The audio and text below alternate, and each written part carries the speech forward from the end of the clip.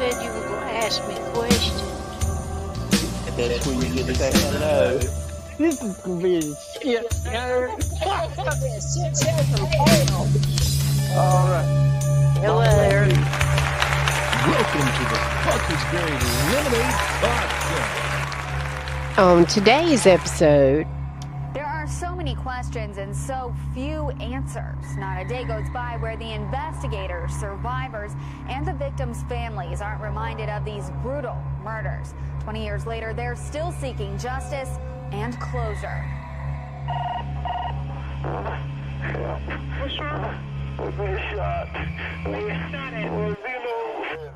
June 6, 1993. 5 more have been either shot or stabbed. After having all the victims bound in duct tape and tied up in dog chains, the investigators hope to find this killer. It's a day that changed the small town of Windsor forever. On June 6, 1993, a man appeared inside of a Below grocery store in Windsor, North Carolina. It was after closing hours. He was brandishing a handgun. The man ordered the store manager and a cashier to empty the day's earnings into a plastic bag in what appeared to be a robbery. After taking the money, the armed suspect then ordered the 2 employees plus the 4-person floor cleaning crew to the back of the store. After being tied up, the suspect then stacked the employees in 3 piles of 2 people apiece. Then he opened fire.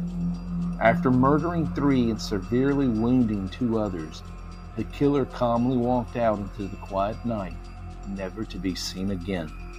Some 29 years later, the killer's identity remains unknown, and investigators continue to work the case. On May 30th, 1993, 1 week prior to the Below murderers, Audrey Leggett, then 66, was gunned down as she was working the counter at Cherry's Cupboard. She was on the phone with her daughter Judy, just swapping recipes.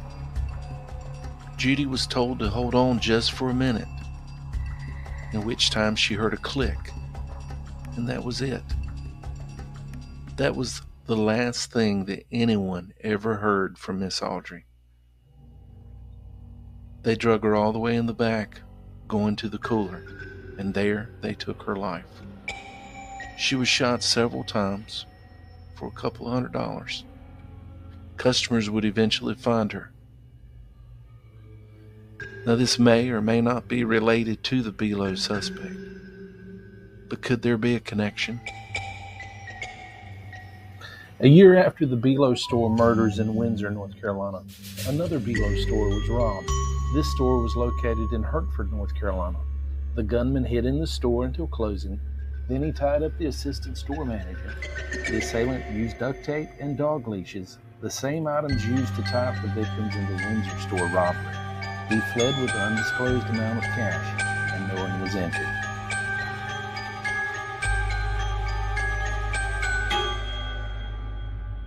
I tell you, this one gets really close to home, doesn't it? it really, really, really does.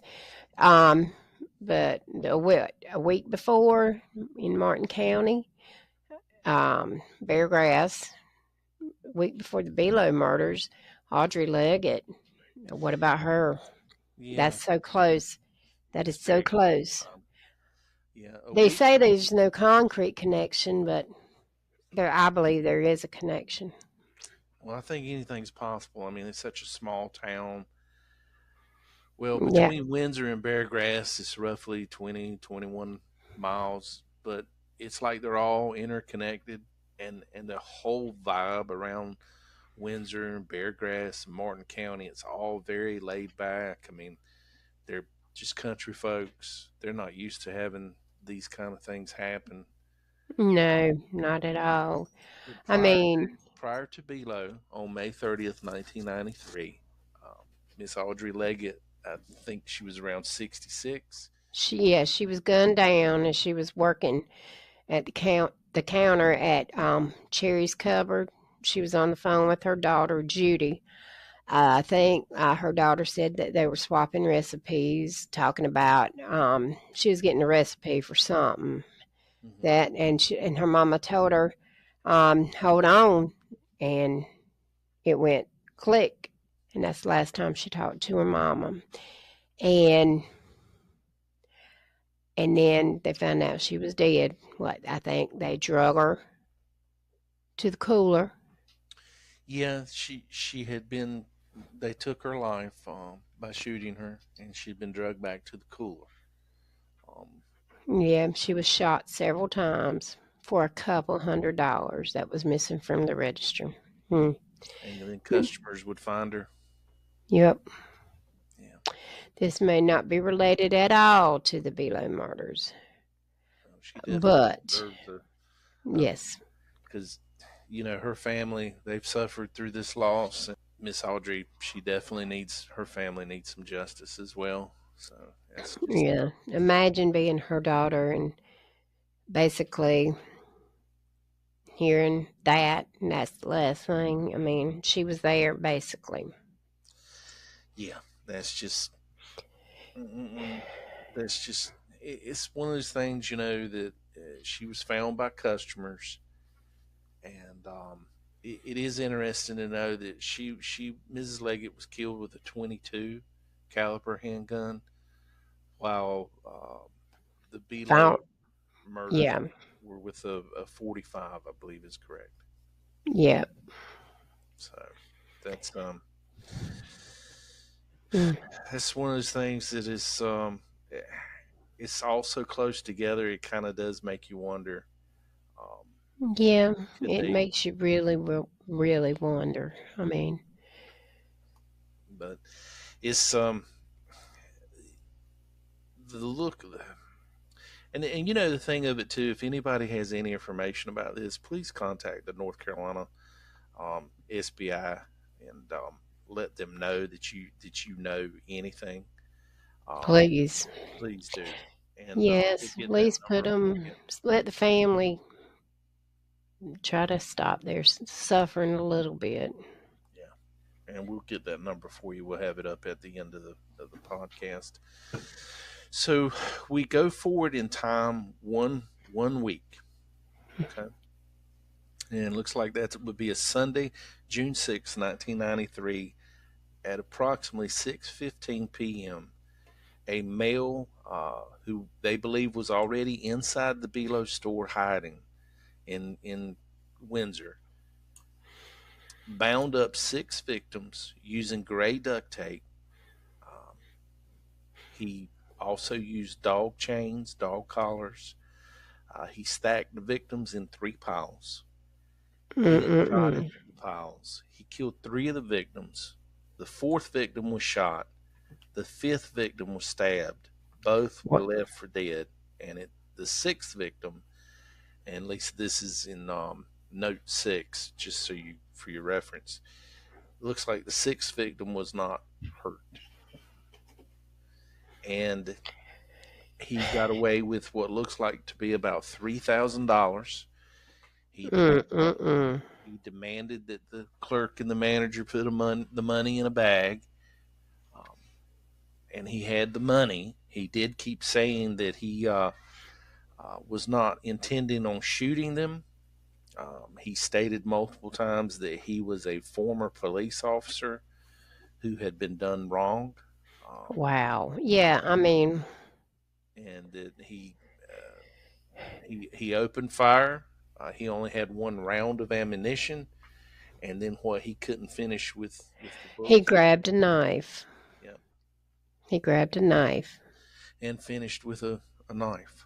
Yeah. He was evil. Very much so.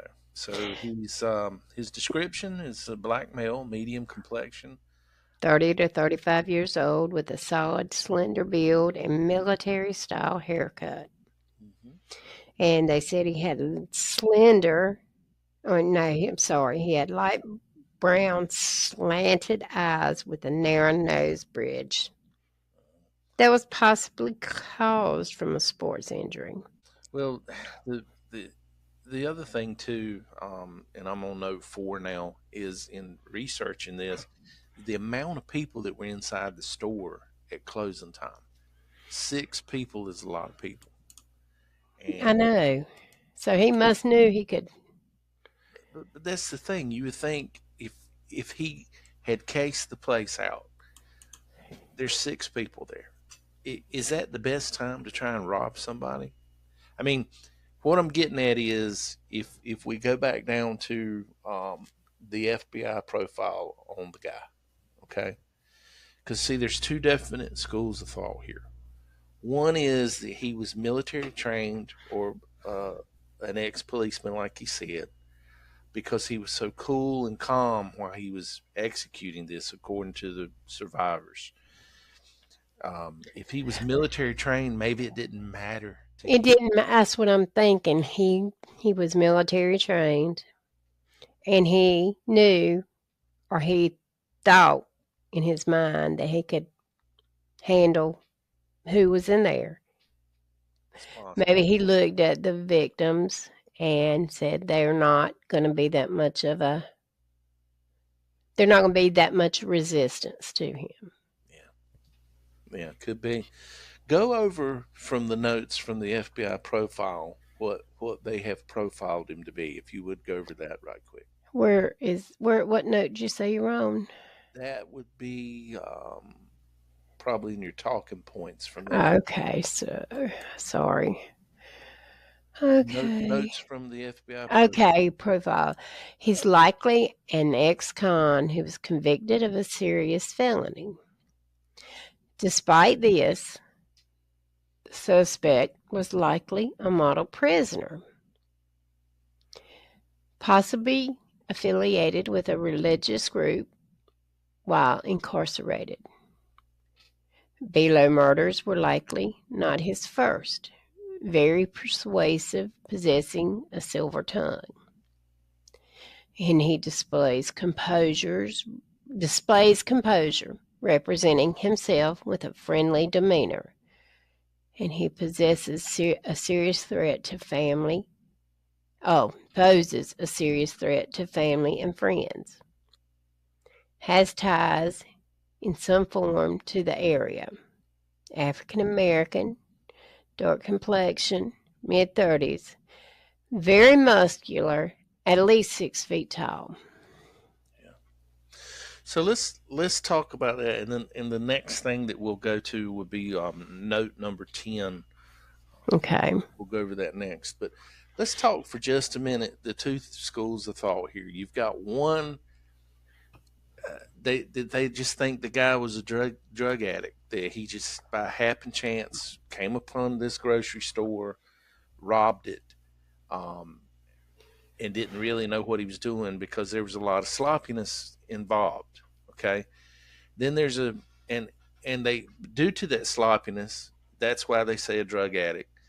Due to the fact that he probably only had 1 round of ammunition. And they theorized that because he started using a knife after he had fired so many bullets. Or he might have wanted to challenge himself if he's... Who knows? Yeah. And then the other school of thought is that he was military trained or had been trained by the police academy, because he did say he was a former police officer. Yeah. But none of them recognized him. So, and he's got, they think, I mean, I remember them saying he has to have family here. He has to have family here somewhere.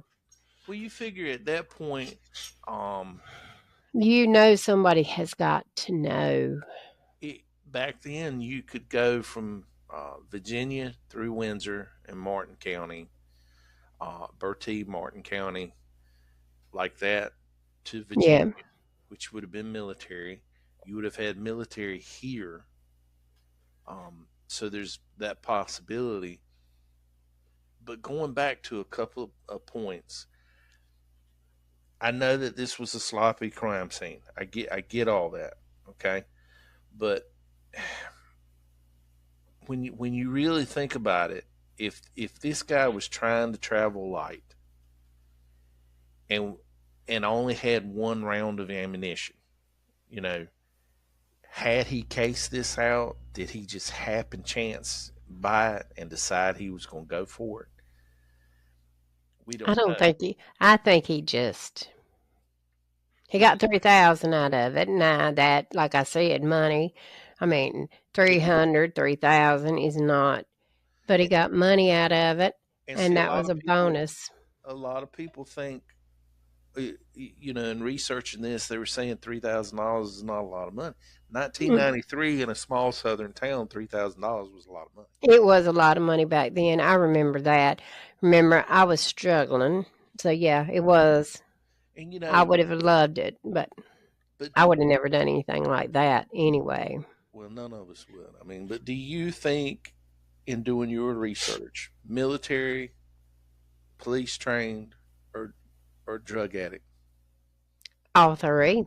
I think he was military trained, and I think he is a drug addict. I think he's not in the military or in the police business anymore because of his drug addiction, but I think he was trained that way. We've got a lot of them now Yeah. that are like that, they're trying to either help or they have kicked out. Well, And when you kick them out, where does that leave them? yeah. They got this knowledge, they can't find this job because of their issues they've got from being in the military. I mean, you go overseas, you see stuff, you can't blame, then you can't blame them. But then you don't treat them when they come back. You just let them go. And when you let them go, they develop all these issues and nobody helps them. So what do? They do the only thing they do know how to do. Well, I mean, it's possible. It could be exactly that way. I think, and I know they want to rule out some things because of the sloppiness, but I think he was military trained. I think he was moving light on his feet. Um, I think in the profile they said likely an ex-con who was convicted of a serious felony. I believe that. I believe that he did not want to go back to prison. And you think about it. If he was in the military, he's regimented. So A would have been B, would have been C. He'd have been Would have been D. Yep. regimented in prison as well. It's probably one of those things for him to be that calm in that situation, as calm as that we said, that tells you he has been involved in conflict. Where do you come up on that conflict? You only come up on it in the military, or if you're in the some kind of police field. That's right. Military, police, something like that. But if you go back to your talking point on note 10, if you'll notice, one of the survivors, Jasper Hardy Jr. Okay. He was watching all this unfold. People above him, people below him, because he's stacked. And he gets asked by the attacker, "Will you identify me?" And he says, "No, man, I don't know you." And then the killer says, "Okay, big man, I'm going to let you live." Now, moments earlier, he's just watched his brother, Thomas, who gave the same answers, and he killed him. So the fear of being caught was there because he kept saying, I don't want to hurt anybody. I don't want to do anything. But he kept going. I don't want to hurt you, but he kept executing, kept killing. And I believe that ties in with being formally convicted of a serious felony. I think so too. And but I just tell you, when you really think about that, there was the possibility, and we're in note 11 now, the possibility that a small white car with Maryland plates was seen speeding off. He could have went in any direction at that point. So I don't know. Could have went in any direction at that point. I know, but they haven't. If he was in jail, in prison, When they have his DNA, his fingerprints. Didn't they say they got DNA from? They did say they got DNA, and that's the other weird thing too, is because you, you would think DNA would be all over everything, but Yeah, they said they got it, and then they said they got it from the other one the week before, why hadn't anything matched up? and nothing's matched up. And it's interesting to note too. Like I was going over back to note 12. If you'll note too, I was telling you about this part too. Belo actually had surveillance cameras. But they weren't working. No, they were non-functional at the time. This part of me, I wonder if any of the families ever thought, maybe we need to contact a lawyer, because if you'd have had surveillance up, it wouldn't have prevented this from happening. But they would know who they were looking for. But they would have had, some better outcome. Yeah, that would have been my thought. Because I'd have been doing everything I could. Well, let's talk about the victims really quick. Killed were cashier Joyce Coburn Reason. She was 36. She lived in Windsor. The manager, Grover Lee Cecil Jr., was 47, and he was from Aden. The cleaning crew member, Johnny Rankins Jr., 48, of Edenton. Mrs. Reason and Mr. Cecil were shot once in the head, while Rankins was shot in the back. And then the cleaning crew members, Thomas E. Hardy, 48, of Edenton, Sylvester Welch Jr., 40, of Hertford. They were hospitalized in critical condition. What's amazing to me, too, now you think about this. We got 6 people in here. You got Grover, who's the manager, Grover Lee Cecil, that's a man. Johnny Rankins, a man. That's 2 men. Thomas Hardy, Sylvester Welch, that's 4 men. And this guy just nonchalantly walks in and says, hey, you're going to do what I tell you to do, and you're going to do it right now, with no hesitation. Well, they said that the FBI profile, that he might possess silver tongue. Some people do, I won't hurt you. They possess something. They can about talk you into things. Well, too, when you're in the military, especially when you rise up in the ranks, okay? Mm-hmm. You are taught, when you're given authority over another, you expect it to happen. When I tell you something, I just expect you to do it. It's so matter of fact. I expect you to, and I believe this is how he was talking to them. So matter of fact, so bold and brazen. That they surprised them. I mean, they. Completely. And how old were these people? 48, 40. Well, they could have, depending on how old he was, they could have probably taken him on, but it depends. He had a gun, so we don't never know in a situation what we would do. We want to live to see our family.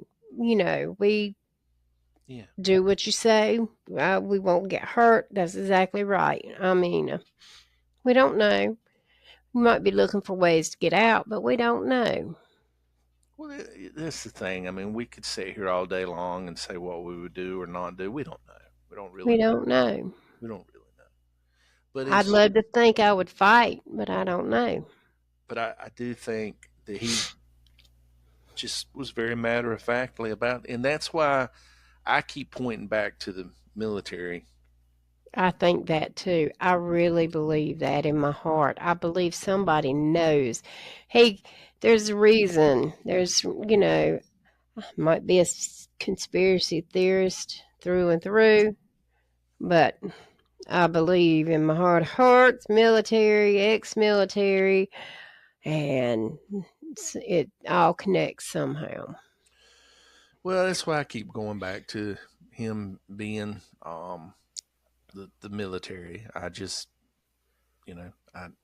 I think that he is a military trained person or a former member of law enforcement, and I do feel like he's probably died. And I think you brought up a good point earlier when you said it's possible that he could be all three. He could have been in the military. He could have been um, trained in law enforcement, and he could have been a drug addict. He could have been all three.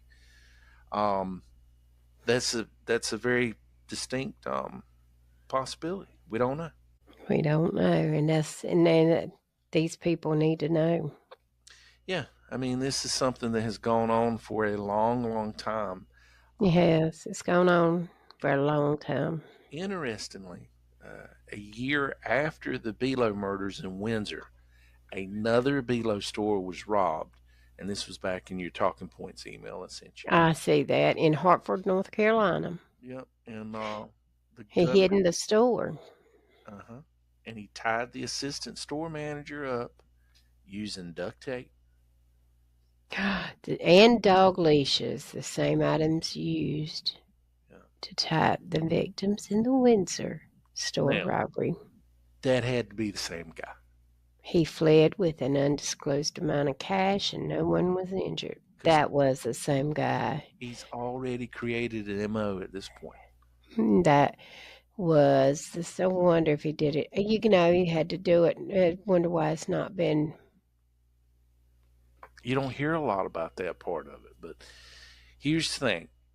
He didn't kill anybody. That's why you don't hear about it. Well, see, some of the theories out there is this guy wasn't so much concerned about robbing them as he was killing them, like a serial killer. I don't believe he's a serial killer. I believe he was somebody who, well, by proxy, I guess he was a serial killer. But he was here on this one, the first two. I'm saying I think he needed the money. He enjoyed the thrill of it. Mentally, psychologically, he felt he could do this crime and get away with it because he's had a history of it. And I think the first two, he was on drugs. That's why he was acting like he was. You think? I think. But you think he might have been all right in the last one? No, he's not all right if he's robbing somebody. I mean, not on drugs because he didn't kill anybody. I don't know. I don't know. But I do believe he was on the first two. I think it's the same guy. I do believe it's the same guy. Definitely think it's the same. Definitely the same guy. Definitely. Obviously, there's no surveillance at the. Why don't they put up surveillance, especially after this happened? Well, I think that might be one of the reasons there's no more Below stores. Because nobody wants to work for them. Yeah. But you can't rule out the possibility, what if he did case these places out? What if he was aware there was no surveillance? He had to be aware. I mean, this is the exact same crime in Hertford. The only difference is that nobody was killed. It's the exact same crime. Mm-hmm. So, and that's I find that very interesting. I also find it very interesting to you. I'm gonna throw you a curve now because I tell you about this part. So, I told you when talking about this that he kept referring to himself as an ex-policeman, that he had no business, okay? Interestingly enough, okay, in February 2008, in Tinley Park, Illinois, a suburb of Chicago, there was a shooting. 5 people were killed, 6 was injured, and this particular person went in and to rob them, and he kept telling them that he was a policeman, an ex-policeman with nothing to lose. Well, now he was described as somebody in his 20s. Oh, that couldn't have been him. Couldn't have been him. Time frame doesn't work. But don't you find it interesting that I just sent you the email for it so you can pull it up? But don't you find it interesting that that same line gets used in another robbery, what, 14, 15 years later? Well, it could be. Um, Now, they pretty much have ruled out a connection there. oh, they ruled out a connection. They don't think it could be a family member. Uh, Probably not. It's just interesting that the same terminology was used. So I don't know. I don't know. Lane Bryant Clothing Outlet. But see, what makes this thing so unique is you're stacking people. You know, you stack them, and that's just crazy. I mean, That is very crazy. and see, my thought process on that is, how did you arrive at that thought process to stack? That's why that is exactly why. Mm-mm-mm. I mean, that to me, you dealing with somebody cold and calculated. He's done this several times. I mean, and it's frustrating because you can't really find a whole lot to go on, and you can't really have a way of connecting the dots in other parts of the country to kind of figure out. That's why when I first read about that Lane Bryant thing, I was all over that. But when you look at the composite, it looks It's nothing like. yeah. So Wow. That is crazy. I mean, I don't know. It's just, It's a little bit crazy. but um, we had told you guys as we're getting ready to wrap this up here in just a little bit, we'd get you the number for the North Carolina SBI. That phone number is 1-888-624-7222. Again, the North Carolina SBI district office number is 1-888-624-7222, or 919-662-4500. Again, that's 919-662-4500. So if you guys have any information about the Below murders or Miss Audrey Leggett, please contact the proper authorities. Please do that. Anything you want to add before we go ahead and wrap this up? Anything we didn't touch on?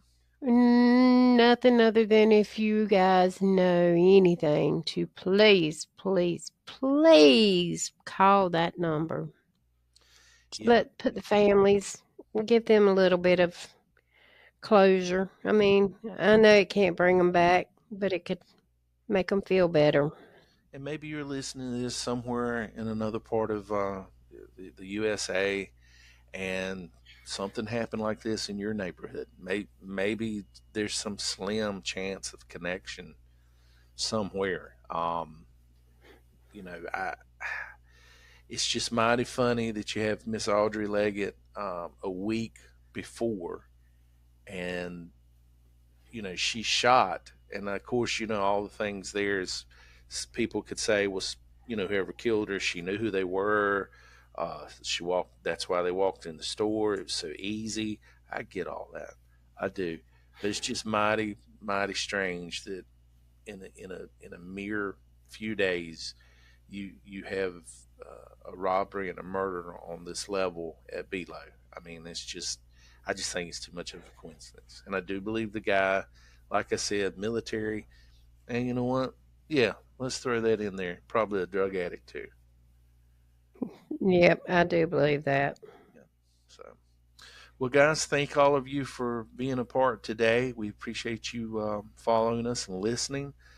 We hope that you'll take us a gander at us on our YouTube channel. Give us a listen on YouTube and Spotify. Yep. And soon to be Apple and Google. And again, visit us. We're on TikTok, Bucklesberry Lemonade, YouTube, Bucklesberry Lemonade, again on Spotify, soon to be on Google and Apple. Thank you guys, and we'll see you next time. Bye.